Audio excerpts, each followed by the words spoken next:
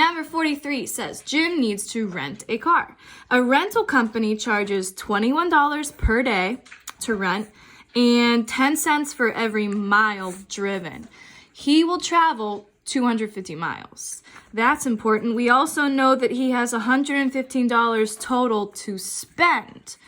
Write an inequality that can be used to determine D, the maximum number of days that he can rent the car. So it's kind of like writing an equation. We just know that instead of an equal sign, we're going to have one of these guys. Greater than or less than, or greater than or less than or equal to.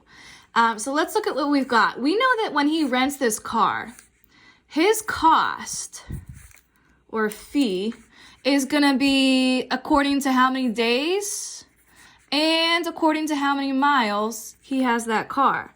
So the cost is going to come out to the days and the miles, whatever he charges based on those numbers.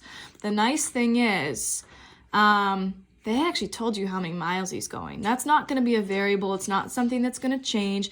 He is going 250 miles. So we can figure out how much he's spending just for that by knowing that it's 10 cents per mile.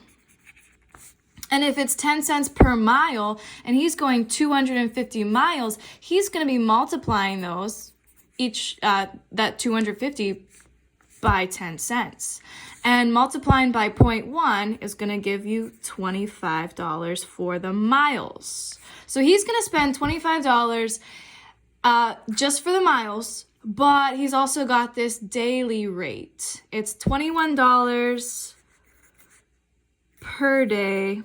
In my classes, I say each day, and we say each has an important meaning. It's a multiplication indicator. So $21 times the number of days. I know that I can use D because they said D is the number of days. So instead of days, I'm just going to say times D. Now, another reason multiplication works, if it was 2 days, he's going to go 21 times 2, and that's going to be what he pays for days. 10 days will be $21 times 10. So 21D is what he's spending for the days, and $25 is what he's spending for the miles. Ultimately, his cost is going to come down to 21 times D plus that flat rate of $25 he's already spending for the miles. And that's going to equal his cost. But we already said this is an inequality. We don't want to really say it equals.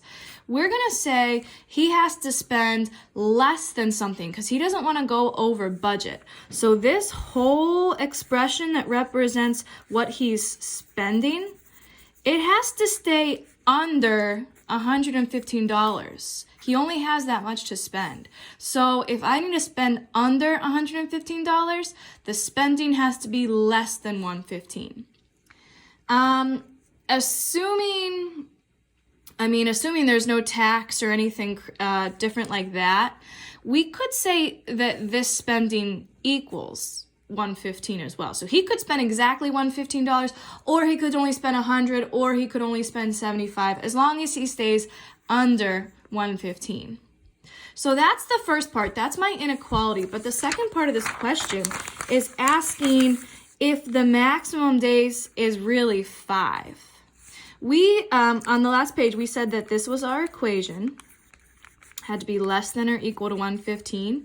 If I go all out and solve this, if I subtract 25 from both sides, I get 21 times D is less than 90. And I actually end up getting something that's less than 4.5, because when I divide both sides by 21, I get D is less than or equal to 4.3.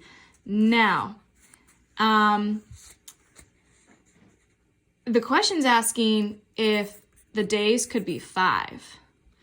He needs to go less than 4.3 days, which to me means his max is 4. If he goes over 4 and gets this car for 5 days, he's going to be over budget. And if you're still not sure, plug it back into our inequality. If I make days 5, 21 times 5 is going to be 105 plus 25, he is way over budget. So I would say no, the maximum number is not 5. The maximum number is actually 4 days. Otherwise, he'll spend a little bit too much.